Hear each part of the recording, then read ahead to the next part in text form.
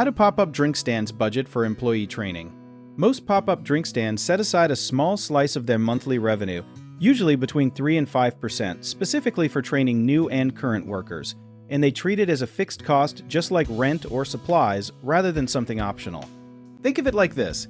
A pop-up drink stand is kind of like a lemonade stand that grew up and got serious. Since these stands often run with just 1 or 2 people per shift, every single worker has to know how to do almost everything, from making drinks to handling money to cleaning up.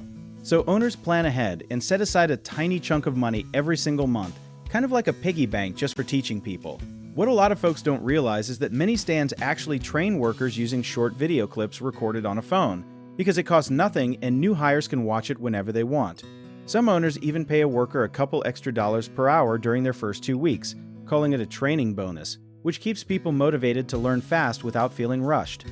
One big thing to watch out for is overtraining on slow days, since paying someone to practice when there are barely any customers can quietly drain your budget, so it helps to schedule training sessions only during predictable rush hours where lessons stick better anyway.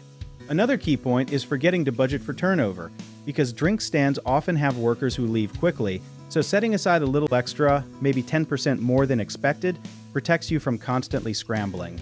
Lastly, many owners forget to track how training affects drink quality and speed, so keeping a simple checklist for each new hire can instantly show what is working and what needs improvement. If you enjoyed this, check out our online directories in the description below.